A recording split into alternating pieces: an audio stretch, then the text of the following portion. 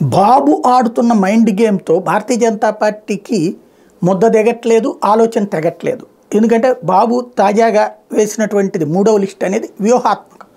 మొదటి రెండు లిస్టులు కూడా వ్యూహాత్మక. మొదటి రెండు లిస్టులో ఏం చేశారు, కరెక్ట్గా బీజేపీ అడిగే సీట్లు కొన్ని తనుచ్చేసేసి అనౌన్స్ చేసేసి జనసేనకు కొన్ని సీట్లు ఇచ్చేశారు. తద్వారా భారతీయ జనతా పార్టీ అడగలేని పరిస్థితి ఈ మిగతా వాటిట్లోనే మీకు అన్నటువంటి స్టేజ్లోకి తెచ్చారు. పొత్తు వదులుకోవాలా, పొత్తు కంటిన్యూ కావాలా అని భయం ఆయనకి లేదు. పొత్తు బీజేపీకి అవసరమని ఆయన గ్రహించారు. మొదట్లో తనకు అవసరం, చివరిలో బీజేపీకి అవసరం. ఎప్పుడైతే 370 సీట్లు అని బీజేపీ రాష్ట్ర నాయకత్వాన్ని మీరు ఎన్ని సాధిస్తారు అనగానే మేము 0 ఏం సాధించలేము అని మొదటి రిపోర్ట్ ఇచ్చేసింది బీజేపీ రాష్ట్ర నాయకత్వం. అది ఎప్పుడైతే జరిగిందో వెంటనే అట్లయితే ఏం చేయాలి ఆల్టర్నేటివ్ ప్లాన్ అంటే పొత్తు అయితే బెటరు అన్నటువంటి, అంటే ఆ పొత్తు అన్నటువంటిది బీజేపీకి అవసరం అనేటువంటి స్టేజి ఆయన తేగలిగారు.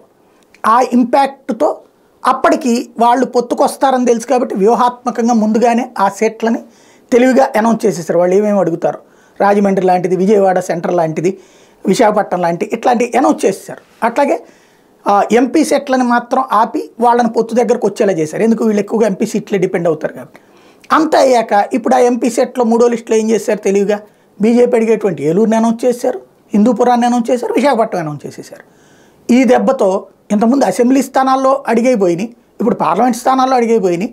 ఇప్పుడు తెలుగుదేశం పార్టీ కొట్టిన దెబ్బకి పొత్తు పెట్టుకుని ఏం సాధిస్తున్నామంటే ఒక రాజమండ్రి, ఒక కైకలూరు, ఒక విశాఖ నార్త్ ఇట్లాంటి, అది లేదా అనకాపల్లి, ఇట్లాగా తెలుగుదేశం నుండి బీజేపీలోకి వచ్చిన వాళ్ళు లేకపోతే కనుక చంద్రబాబుతో సన్నిహితులైనటువంటి వాళ్ళకి మాత్రమే గెలుపు సీట్లు వచ్చినాయి.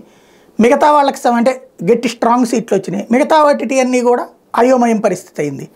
ఈ బాబు దెబ్బకి, అంటే బాబు వ్యూహం దెబ్బకి బిత్తరపోవడం బీజేపీ వంతవుతోంది.